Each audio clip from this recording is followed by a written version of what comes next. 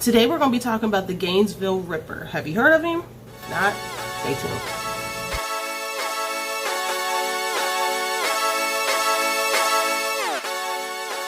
So Daniel Rolling, aka Danny, was born in 1954 in Shreveport, Louisiana, to a 19-year-old mother named Claudia and a police officer named James. Now James was said to have some issues, okay? A little bit of issues. So he was abusive towards his wife. He did become abusive towards Danny, and later on his younger brother Kevin, who was born a year after him. It was said that the very first incident of his father physically abusing him was when Danny was only a year old, because he was not crawling correctly. So his dad definitely, he just didn't want no kids. He had some issues, okay?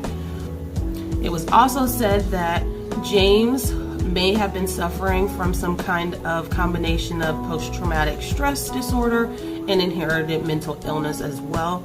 So just going off of those things, poor Danny may not have had much of a shot here. Okay, so James fought with Claudia all the time. He was very abusive, verbally, physically.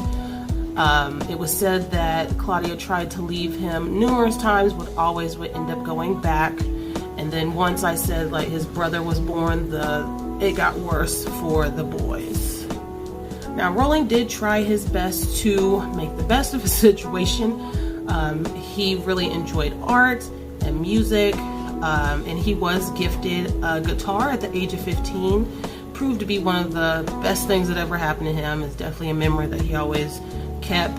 He was always said to have been playing his guitar and singing hymn-like songs as well. These early years as a time when he developed multiple personalities as a defense from this just horrible life that he was living with his father and his mother, and all this fighting and abuse going on all the time.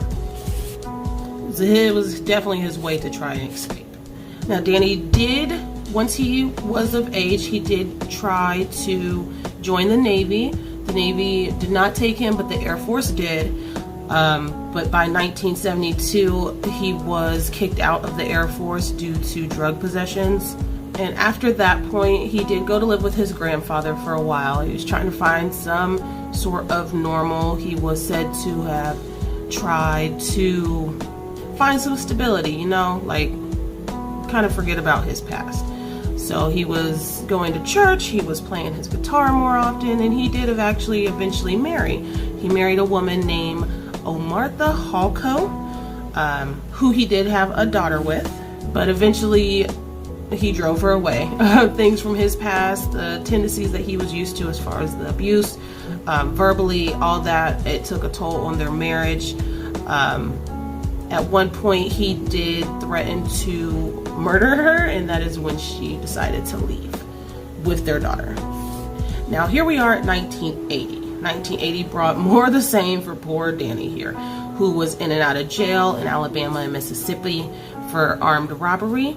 His time when he wasn't in jail during these periods of time, he was traveling a lot, seeing the country. He was also stealing, petty crime, armed robbery as well, and rape charges. So he was also forcing himself on different women as well.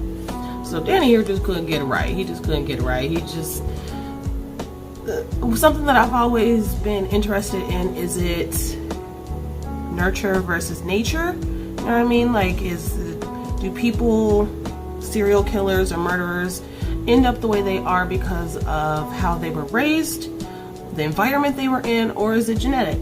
So his dad was very abusive, not a very nice, friendly person, and he ended up to be that same way. Or was it because of his childhood that did it, so the environment that he was in? I'm definitely interested in you guys' thoughts, so leave them down in the comments below. Let me know what you think. Now back to the story.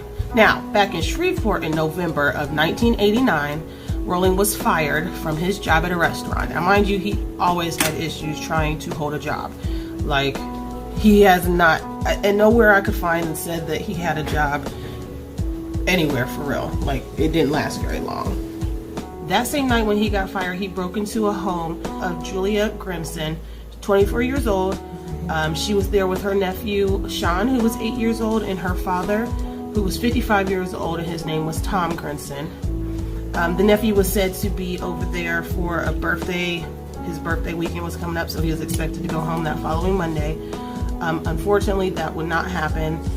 Julia was found with bite marks, and her body was arranged with her legs spread on the bed. She had been raped. All the victims had been killed as well. And something that's very distinguished is the way that he killed. He always used a knife, so he would stab his victims.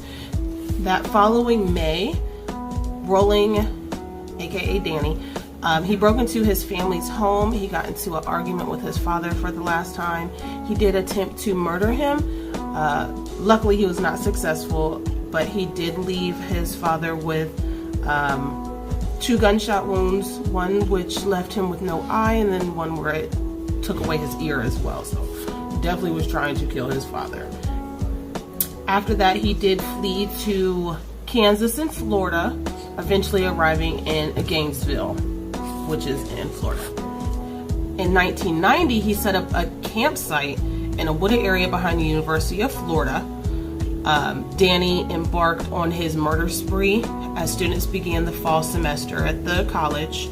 On September 24th, he followed home roommates Christina Powell and Sandra Larson. He broke into their home and brutally stabbed and raped both students. The following day, he made Santa Fe Community College student Krista Holt his next victim, leaving behind, listen how sick this guy is. He left behind her severed head on a shelf to face her body propped up on the bed. Really? Really, Danny? Really? Yeah, so this guy, he was doing the most. On August 27th, the killer resurfaced again at the home of 23-year-old UF student Manuel Tobada. Hopefully I said his name right. I'm sorry if I didn't. And Tracy Pearls, a former high school football player. Tobiah put up a huge fight, heck of a fight, but unfortunately they were both overcome by Danny. He was a fairly large guy. He was 6'2". He was said to be built, you know, kind of like huskier, I guess we'll say. Luckily, I mean, I won't say luckily, but neither body was mutilated. Nothing was done to either one of them. At least he gave them a little bit of respect in that regard.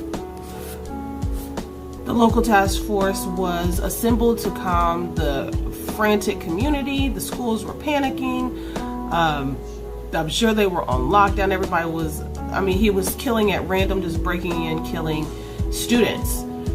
So they were trying their best to find the answer, see who was doing this. Authorities did zero in on a guy, their prime suspect. He was a UFC student who briefly lived in the same apartment complex as 2 of the victims. And he exhibited some really crazy, erratic behavior at one point. It was said that he was arrested for hitting his grandmother, just some crazy things. But they soon realized there was nothing that was linking him to the crime. And then they also realized that he was battling acute manic depression. So they let him go. But they had no other leads after that. But little did they know, meanwhile, their killer that they were looking for was already in jail. In September, Rolling had robbed a Winn-Dixie grocery at gunpoint in Ocala, Florida, and he was caught after crashing the getaway car. It wasn't until early the following year when authorities used a tooth extraction from Danny to link him to the DNA evidence of the Gainesville crimes. Because remember, he had bite marks on her, so they got a DNA sample from Rolling because he decided to rob a grocery store, crash the car, and they linked it together the next year. This made him the prime suspect. So get this, Danny here, not the smartest cookie there is. I guess he thought he was being careful, trying not to leave any DNA or anything, but bite marks, yeah, they can tell who you are based off of your teeth. So he wasn't not exactly the smartest cookie in the jar. And since he's already facing multiple life sentences for his various armed robberies, Danny was formally charged with the murders of the 5 victims in Gainesville. and this was in June of 1992. He claimed to be driven by an alternate personality named, quote, Gemini. Makes sense. I mean, I can see why he named it Gemini. Split personality, you know. Around this time, while he's in jail, he started talking to a journalist named Sandra London, who would become his fiance and help him put together The Making of a Serial Killer. So she wrote this book for him, Wild Things. I definitely find better hobbies, find better things to do than to write serial killers. That's my number one tip of the day. And all this time he was in jail, he was pleading not guilty. I didn't do it. It wasn't me. He used a fellow inmate named Bobby Lewis as his mouthpiece. So basically, you tell this person, hey, I did this, this, and this, and then that person goes and raps for you, basically, without you telling yourself. But yeah, so he didn't want to basically renege and say, yeah, you know what, you all caught me, I did do it. So he told his friend, and the friend confessed for him. In February of 1994, just before the start of the trial, Danny abruptly changed his plea to guilty. We don't know why. Maybe it was just eating at him too much. Maybe he didn't want to go through the trial and have just his life just put on blast like that. I'll just say guilty, just give me whatever y'all gonna give me. I'm already sitting in here for life. You know what I mean? I feel him. I get it. And to determine the sentence, jurors listened to testimonies from his mother, who recounted the abuse that Danny had received at the hands of his father, and from psychiatrist who describes an alternate personality of Danny as Gemini, as he said, who drove him to do these satanic things, these horrible, horrific crimes. 2 other psychiatrists also determined and testified that he was suffering from severe personality disorder as well. But they also stated that they believe that Rowling understood the magnitude of his crimes. So you can't use insanity if you comprehend what you're doing. And they determined that, yeah, he might have some issues, but he knows right from wrong. So, guilty.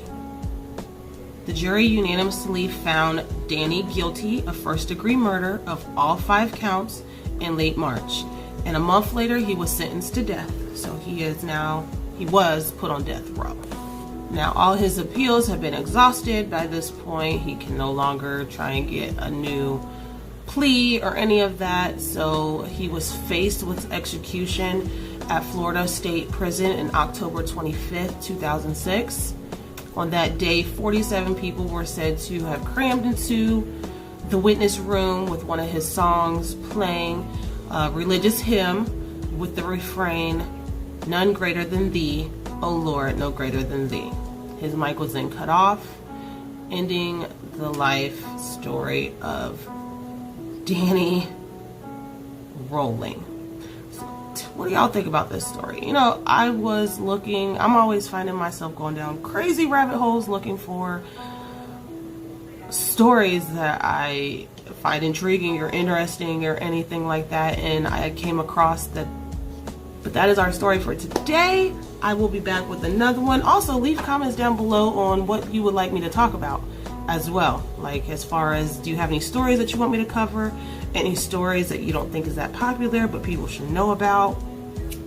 Where you're from, if anything in your city or your state is known for this crazy mystery or something, please leave it in the comments.